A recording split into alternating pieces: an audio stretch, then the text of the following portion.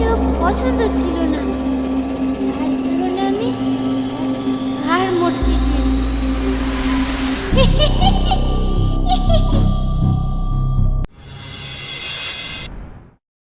এমন জায়গায় বাড়ি করলাম, একটু সাজ নামলেই মনে হয় ভুতুরি রাস্তা দিয়ে যাচ্ছে।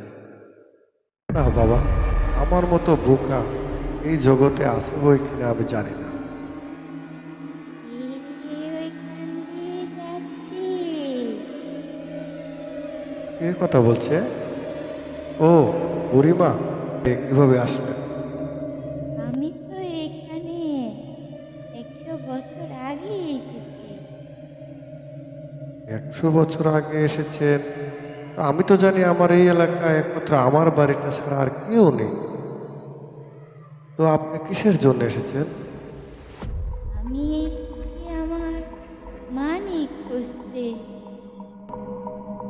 লে বাবা, এই আধারে মানিক আপনি কিভাবে পাবেন? এখন তো রাত অনেক। আমার জন্য রাত দিন সবই সমান।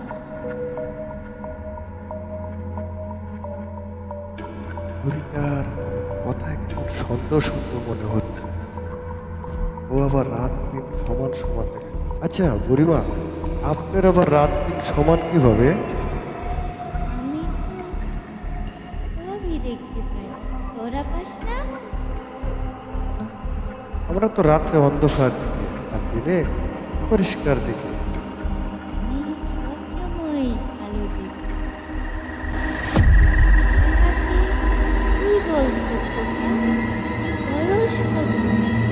আমার বয়স কত হবে? এই 18-19। কি হলো? আমার বয়স শুনে তুমি এভাবে হাসছো কেন? হাসছি রে খোকা, তোর বয়স 19 আর আমার বয়স 1200। না, এটা আবার কিভাবে হয়? তোমার বয়স 90-95 বছর বয়স হবে। আসলে আমি কি ঘোর দেখছি? চোখটা মুছে নি, তা না হলে একটু একটু ভয় ভয় করছে। এরকম এরকম তো আগে হয়নি। না বুড়িমা, তুমি এই রাত্র করে যাও যাও, আমার সামনের থেকে চলে যাও। কারণ এমনিতে আমার মন মেজাজ ভালো নেই।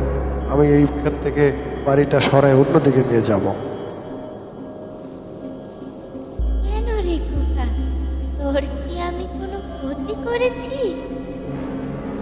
হ্যাঁ, করেছি বটে।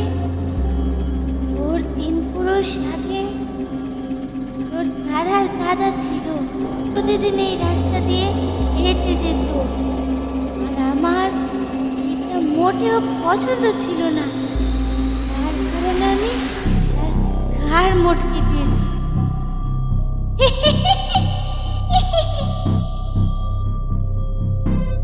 তাহলে তুমি আমার 3 পুরুষ আগে একজনকে মেরে ফেলেছ কেন? কারণ আমরা যেই পথ দিয়ে হাঁটতাম, এই পথ দিয়ে সে রোজ হাঁটতো। আর এটা আমার মোটেও পছন্দ ছিল না, তার কারণে আমি তার ঘাড় মটকে দিয়েছি। তাহলে আজকে কি তুমি কি আমারও ঘাড় মটকাবে? না রে বাচ্চা, আমি এতটাও খারাপ না। তবে হ্যাঁ, শনিবার হলে তুই বুঝবি।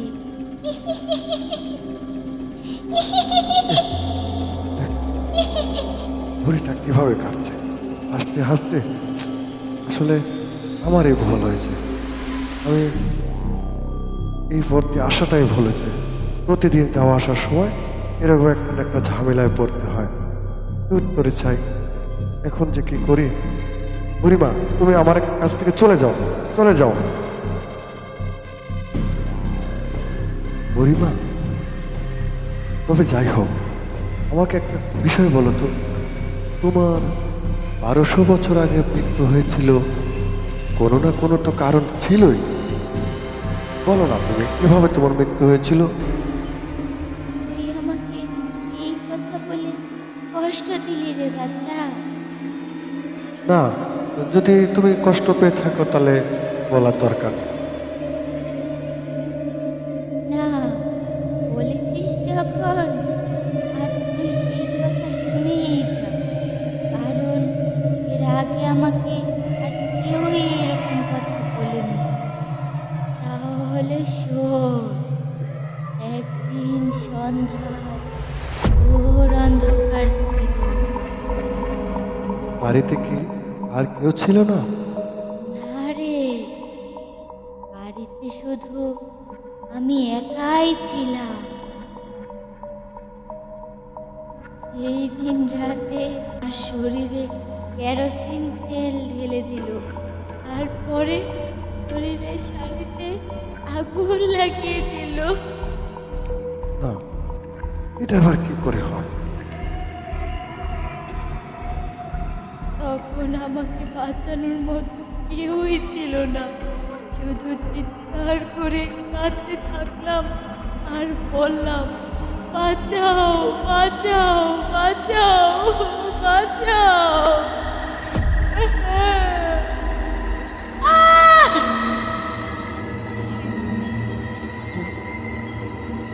বুড়িমা কোথায় গেল, হারিয়ে গেল? না, এটা আসলে খারাপ আত্মাই হবে। না, চলে যাই। প্রিয় দর্শক, আমার এই ভূতের গল্পটি যদি আপনাদের ভালো লাগে অবশ্যই লাইক দিবেন, শেয়ার করবেন আর কমেন্ট করবেন, যেন আপনাদের কমেন্টে বুঝতে পারে এই ভিডিও গল্পগুলো ভালো লাগে। আর আপনাদের কাছে ভালো লাগবে, আমাদের কাছে ভালো লাগবে। আর অবশ্যই চ্যানেলটি সাবস্ক্রাইব করবেন নিত্য নতুন বিনোদন ভিডিও পেতে। ধন্যবাদ।